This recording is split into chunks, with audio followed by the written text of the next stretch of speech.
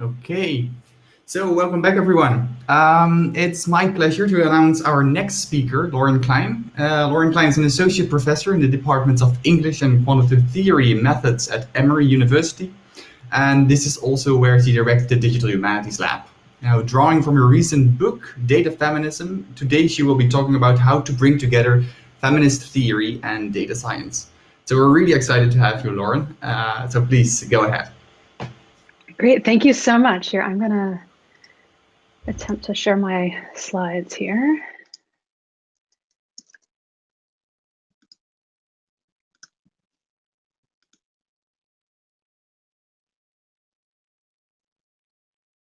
Okay, how does that look?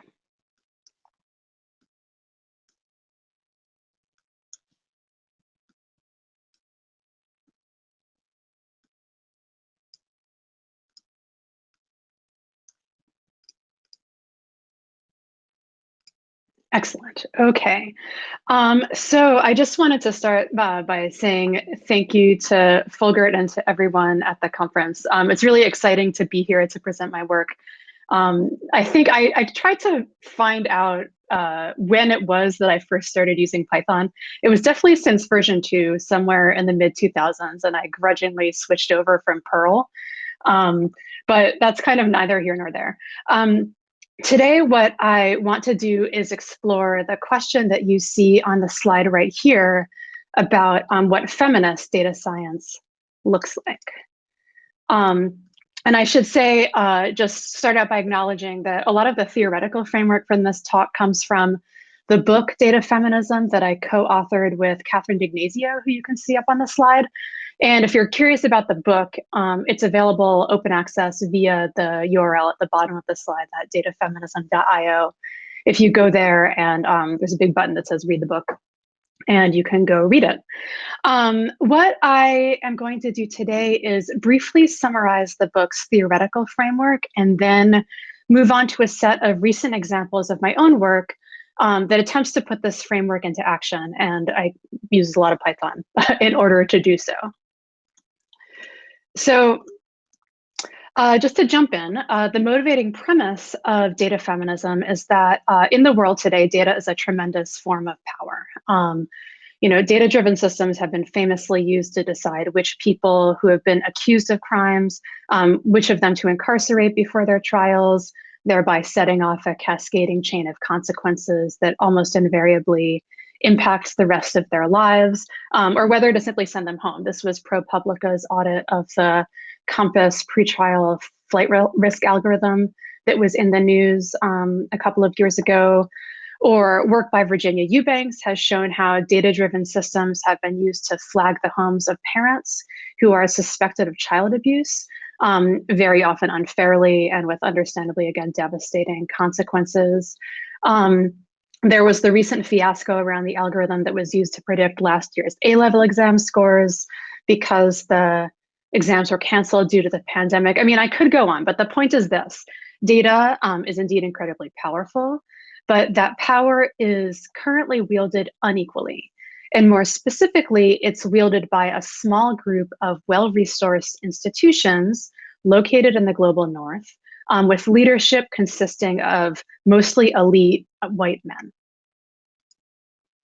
So enter intersectional feminism. So in the interest of time, I'm actually just going to skip the primer on intersectional feminism that I usually give in a longer version of talks like these, except to say that intersectional feminism is at its core concerned with structures of power. So you could think of concepts like the Combahee River collectives, interlocking systems of oppression, Kimberly Crenshaw's idea of intersectionality, Patricia Hill Collins's formulation of the matrix of domination. All of these are conceptual frameworks that enable us to critique structures of power. So they allow us to identify the reasons why certain groups experience oppression on the one hand or privilege on the other. And so the basic argument we make in the book is that intersectional feminism, when applied to data science, can help the unequal balance of power that it currently represents be challenged and rebalanced and ultimately changed. So we use the teachings of intersectional feminism along with other ideas from feminist activism and critical thought in order to arrive at these 7 principles for doing more ethical and equitable data science. And I'll just say, in general, our goal was to operationalize feminism for data science. So to provide a clear set of principles for people currently working with data, for people who want to work with data, or for people who want to refuse to work with data. And in the book, we have one chapter devoted to each principle where we talk about the feminist theory that underlies the particular principle and then illustrate it, or rather illustrate how it can be applied to data science through a lot of examples and occasionally like a hopefully not so terrible joke. But like I said, for the rest of my talk today, what I want to do is present a set of examples from my own recent projects as a way of explaining what feminist data science can look like, and more specifically, how the kind of quantitative work that I do and that all of our presenters do can engage these 7 principles. And I just want to underscore the point, which applies to feminist data science more broadly, about how it's possible to engage these principles at the same time as advancing active research questions in a particular field. In other words, you don't need to choose between doing feminist data science on the one hand and doing rigorous data science on the other, or doing field defining work or whatever. Like, these things are not mutually exclusive. You can do these things at the same time. So the first project that I'm going to talk about actually has the most to do with the last principle in the book, which is about making labor visible. Although this project, like kind of all feminist data science, as I've just explained, also touches on issues of power. And that's because this project has to do with the internal dynamics of the abolitionist movement of the 19th century United States. So just by way of context, it's not really an understatement to say that the abolitionist movement is one of the most important social movements in the nation's history, and arguably the world. This is true both because it led to the, or most importantly, because it led to the abolition of slavery in the United States.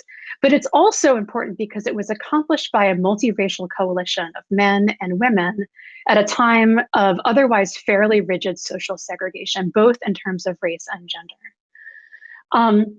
And the other interesting thing to note about the movement, which is in some ways the point of departure for this project, is that, and actually in some ways it was sort of a product of this diverse constituency, was that there was a huge amount of internal division. So, everyone agreed about the need to end slavery, sort of this goal, but they sharply diverged about how to achieve that end result. So this question of like, do we burn it all down? Or do we wait for gradual change? Do we move to the center in order to increase the numbers of supporters?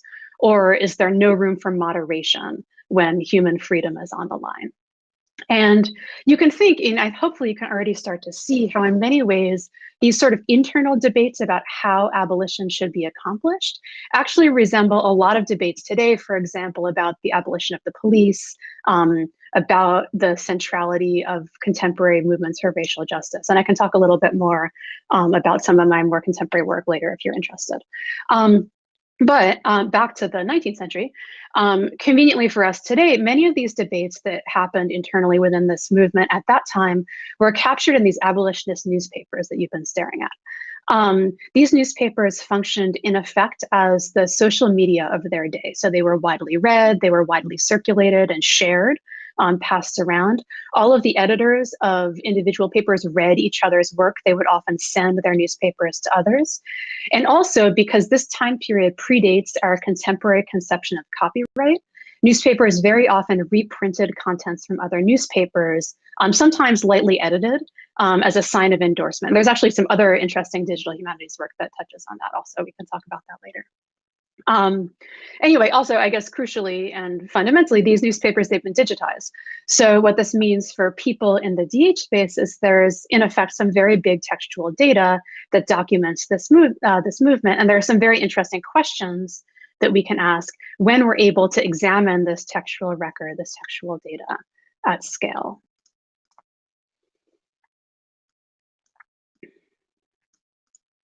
So, one of the most obvious things that can be asked about this particular newspaper data set or corpus is that like what do these newspapers actually talk about? Were there meaningful differences, either thematically or statistically or both, with respect to the contents of the newspapers that were edited by or aimed at different audiences?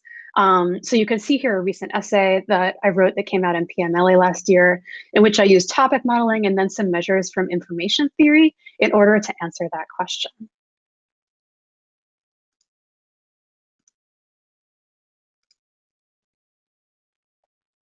And more specifically, I use a measure called Pointwise Mutual Information, or PMI, to identify the topics that were most uniquely significant to these two women editors that you saw on the previous slide and you see right here.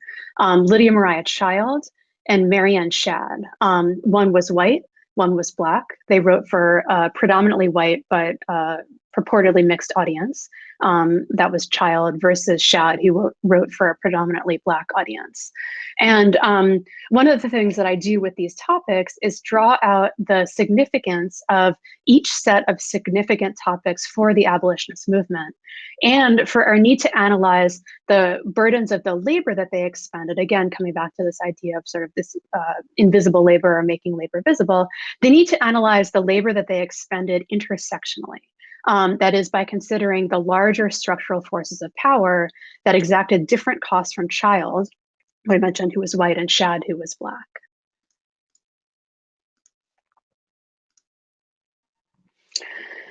I dig even deeper into questions about structural forces of power in this more recent project. This is a collaboration with Sandeep Soni, who's a newly minted PhD in interactive computing at Georgia Tech, and also Jacob Eisenstein, who's at Google.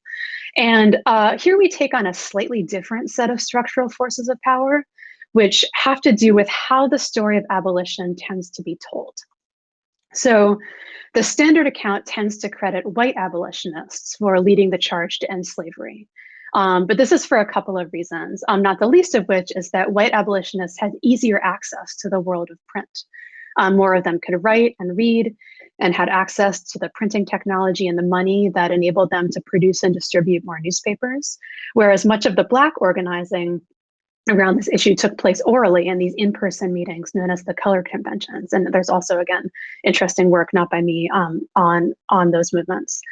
With that said, the actual way it was in the 19th century was not as lopsided, even in the press, as it seems from our vantage point in the present.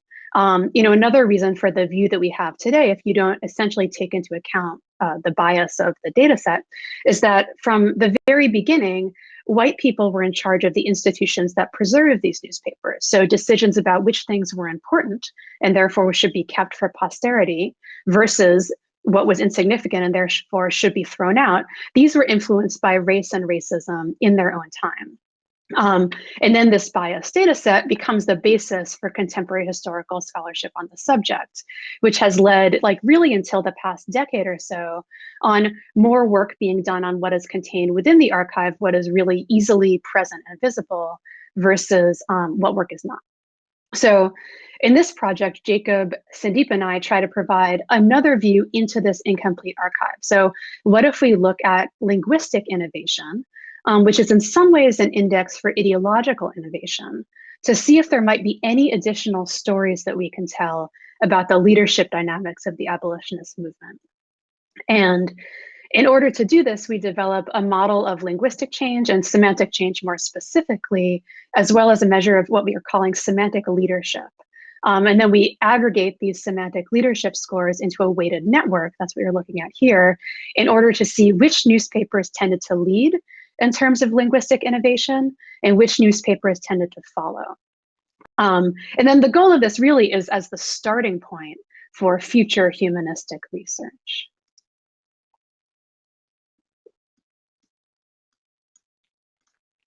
The contributions of this paper, they're primarily methodological and I think of interest to this particular group. So I'm gonna dig slightly deeper into each component of the paper.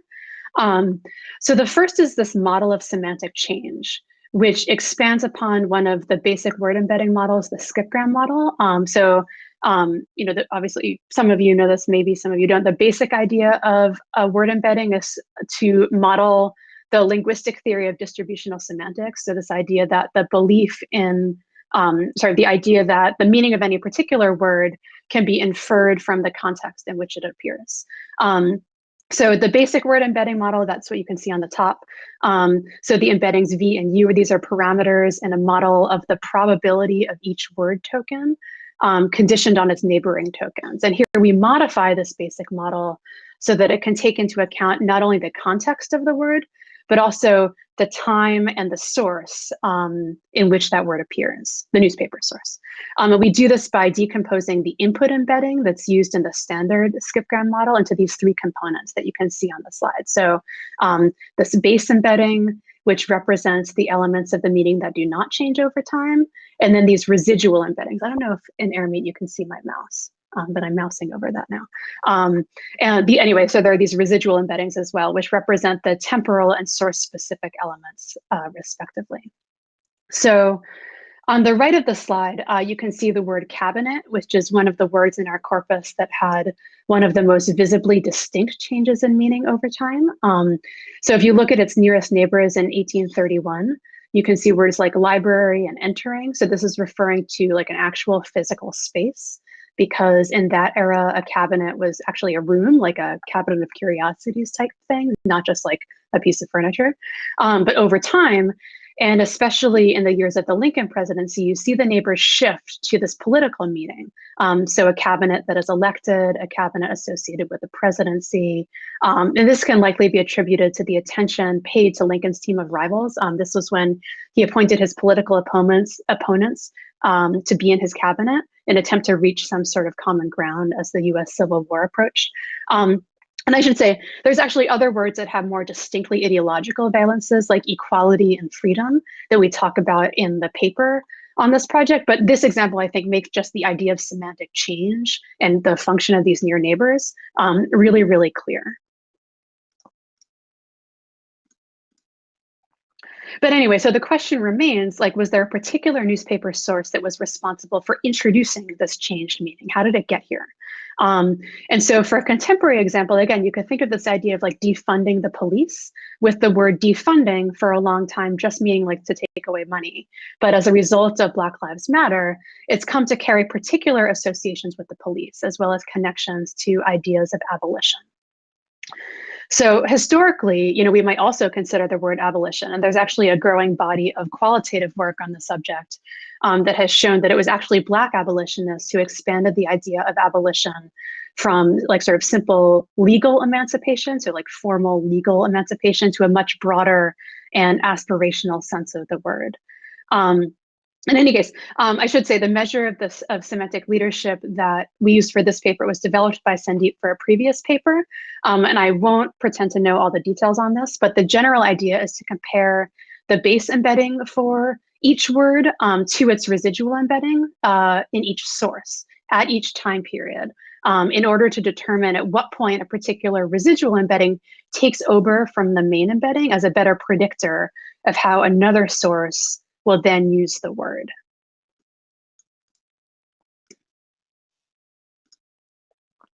And then once we have these leader-follower pairs, like who led the innovation and who was fast to follow it, we can count them up and start to get at a general picture. And so this is an overall view that confirms some of the major qualitative work on the subject. For example, the National Anti-Slavery Standard. This was the paper edited by Lydia Mariah Child that I talked about at the beginning of my talk. It was the national newspaper of a national anti-slavery society.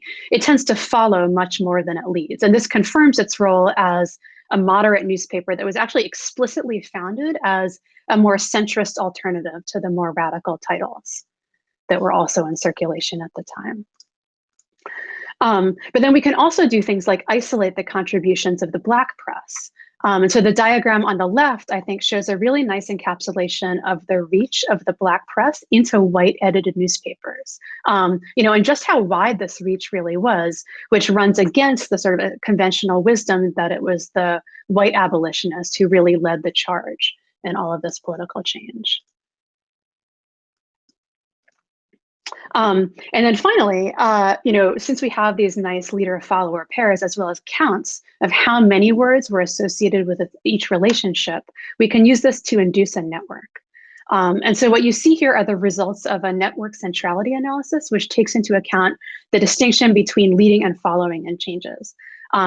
So we use hits as our method of analysis, or our primary one, because it decomposes centrality into what are described as authorities. So nodes, or in this case, newspapers that tend to influence or lead in changes, and then hubs, or in this case, newspapers that tend to aggregate the influences of others. And what you're looking at here is an image that shows hub score plotted against authority score. So those towards the top left tend to lead more than they follow. And those closer to the bottom right are those that tend to follow more than they lead. And so among the newspapers in our corpus, the two that lead the most compared to how much they follow are actually two newspapers edited by women. The Provincial Freeman, that was actually the other newspaper that I mentioned at the outset. This was an abolitionist newspaper edited by a Black woman. It was actually known for its sort of hard-hitting editorial style, which is a really nice confirmation of just how radical it was, not only in terms of content, but actually in terms of language. But then there's also the Lily, which is a white woman's suffrage paper, which we included some other papers that were sort of in related movements so that we could track our core group of papers in relation to sort of things that were happening alongside. And it's like a little bit of a vexing result, knowing how white women suffragists were actually often quite racist. And when push came to shove, they really almost universally chose their own enfranchisement rather than Black people's corporeal freedom. And I'm continuing to sort of meditate on this and think about what this means. But I want to, in the interest of wrapping up, bring this back to the subject of the talk about feminism. But what I think this result leads to, or rather leads back to, is this idea of intersecting forces of power, which impact different groups in different ways and are expressed in different ways as well. And one of the things that I really like about this work is that it demonstrates how quantitative research and like fairly technical work can actually take on questions of structural power with respect to both gender and race, both sort of as they operated in their own time and as they enter into the archival record, and therefore how they enter into our data sets today. So I just want to conclude with sort of a final point, which actually it's like really obvious in the book, but less so, I think, from these particular examples, which I've chosen because they're more data sciencey. But doing feminist data science requires that we expand our definition about what data science means and what it looks like.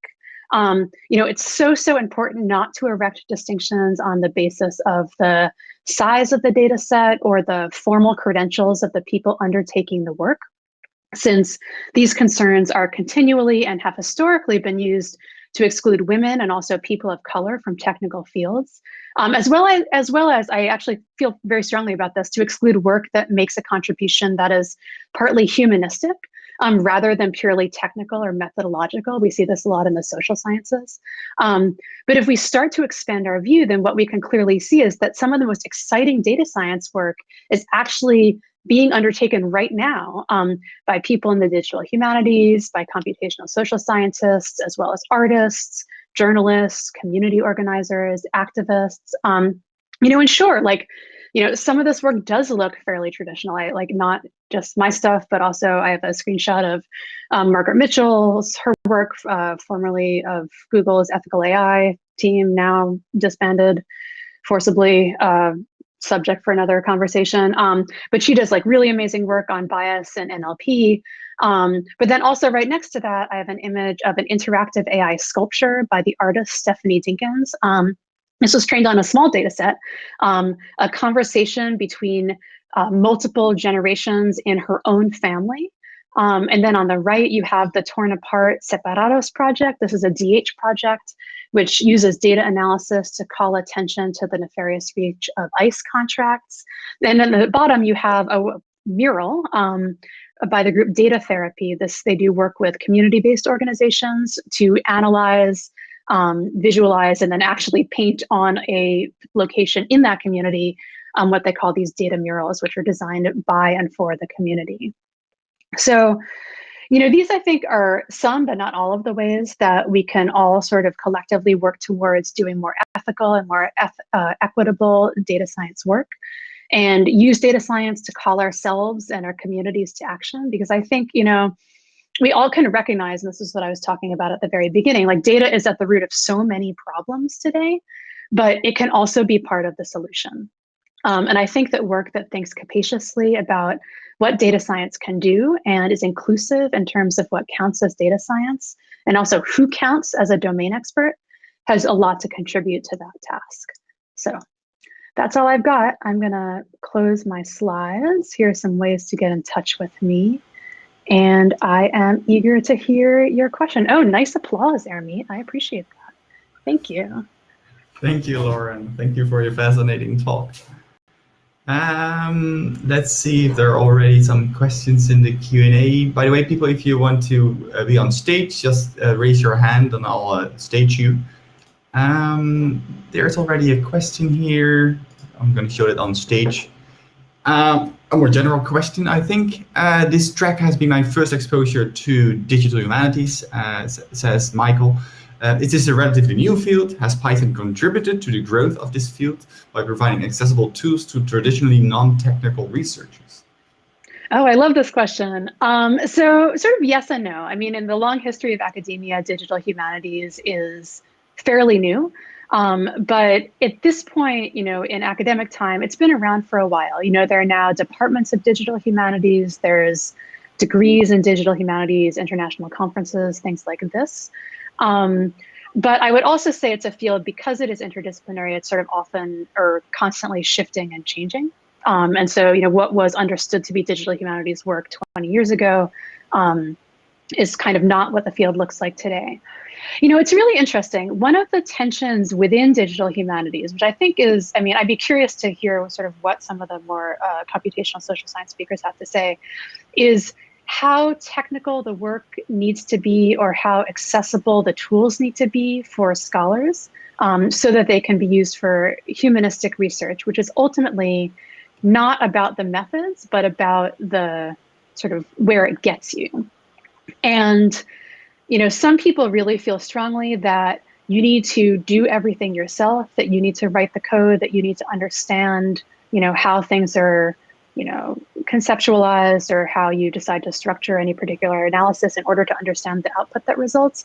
And then other people really think like, all I really need is a visual interface where I can upload a data set and have it spit out, for instance, like topics, or the faces in the image, the art history images that I'm looking at, or something like that.